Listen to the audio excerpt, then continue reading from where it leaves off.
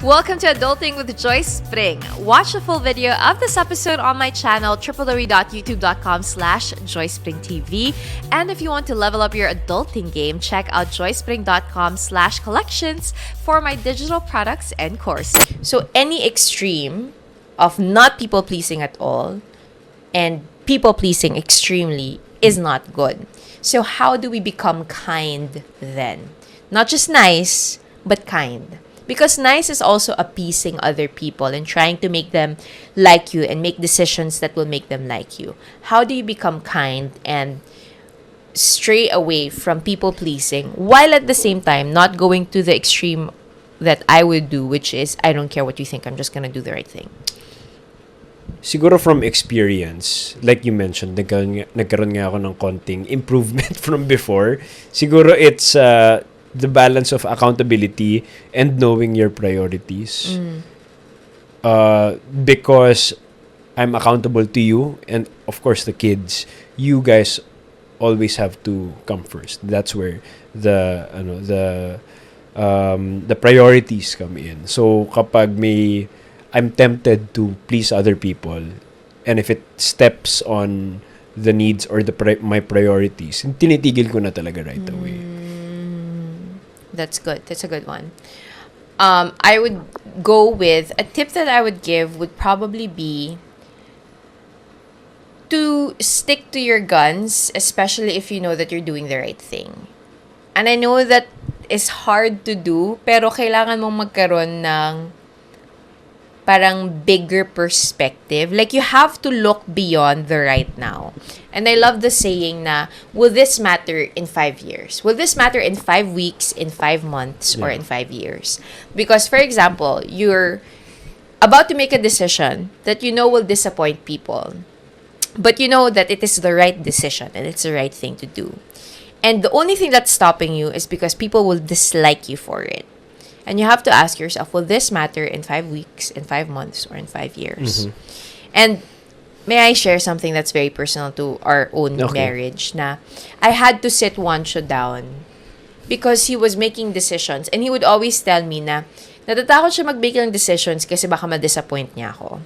And I had to sit him down and say, look, as a leader of this household, you have to accept the fact that you will disappoint us, me, or the kids at one point. At some point down the road, you will have to disappoint us because you will have to make hard decisions that we cannot make. You will have to make hard calls that will make us so pissed, but it's the right call to do.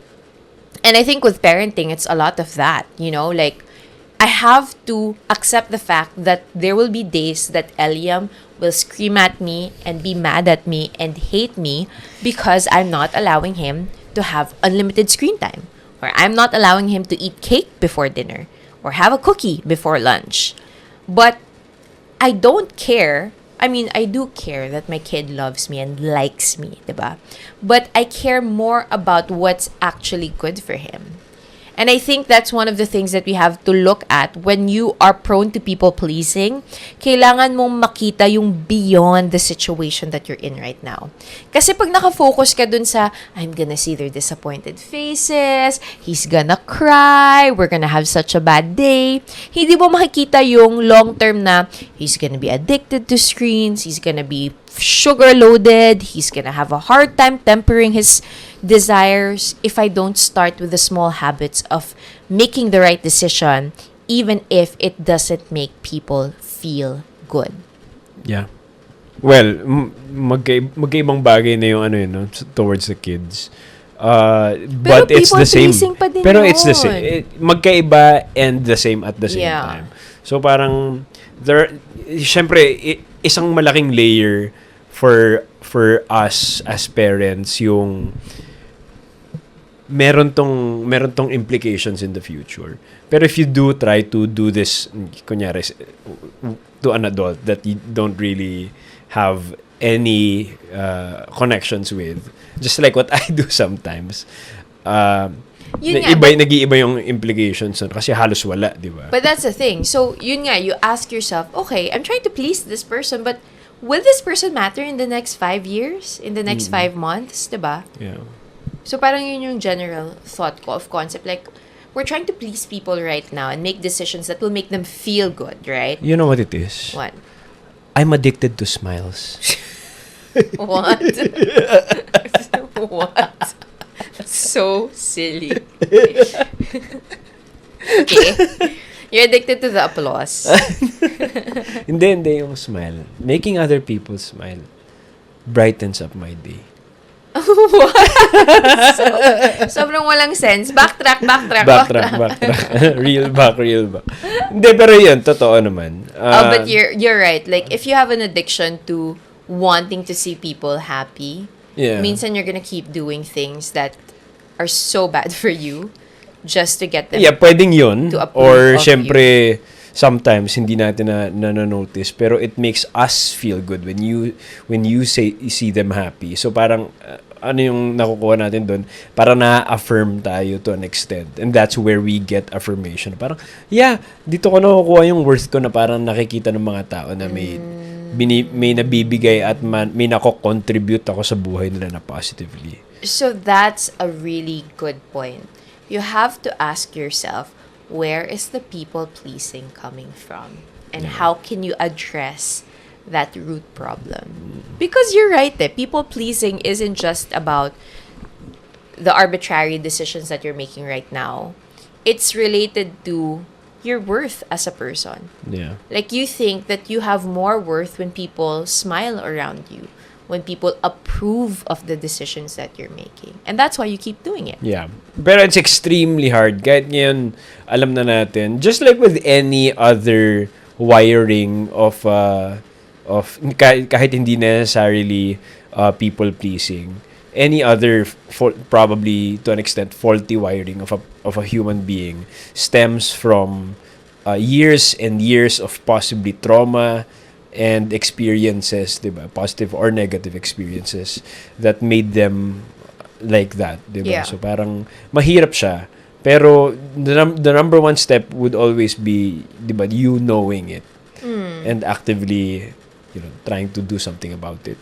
Nice. Okay, well, final notes. Final notes about people pleasing versus being kind.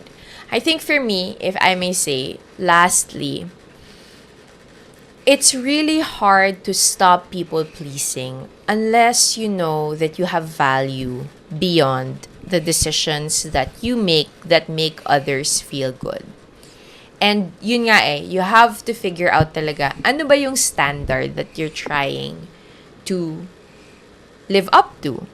Is the standard that you're trying to live up to the standard of the seal of approval from your parents, the seal of approval from your employers or your boss or your friends? Or is the standard absolute truth and morality and, having this like larger perspective?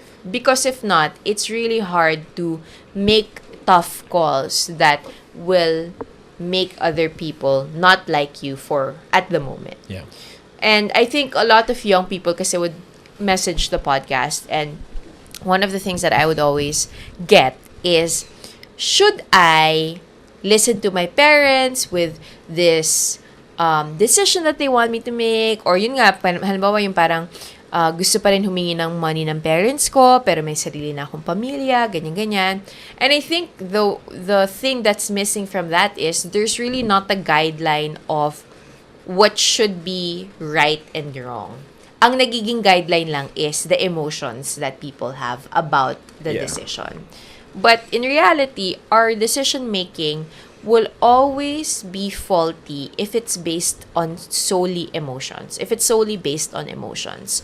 So we have to figure out, okay, how do I start making decisions that's based on truth? Yeah. And absolute moral standards. And I think the only way to do that, in my experience, and in the worldview that we believe in, is really through the Bible, diba? So, kung meron ka ng standard of good and evil, standard of what the truth is, standard of the way that we should be living, it's a little easier to make those decisions, even if you know that it won't please a lot of people, because meron kang pinaniniwalaan. So, kailangan mo ma-figure out kung ano yun na pinaniniwalaan mo. How we can say the truth in love. And yun nga, parang how we also lead other people towards Christ and Christ-likeness is a good metric to follow when it comes to these kinds of decisions. Siyempre, hindi mo malalaman on the fly yan. So, yun nga, maganda yung sinabi mo na parang, step back ka muna. Step back. Let me think about it. Let me pray about it. And then, di ba, ask God to help you with the decision. And He will. Ayan. That's it for this episode of Adulting with Joyce Pring. If you liked this podcast, please don't forget to use the hashtag Adulting with Joyce Pring and also check out www.joycepring.com for the show notes and tag me on social media with you know it at Joyce Pring. I'll talk to you guys again soon. Paalam!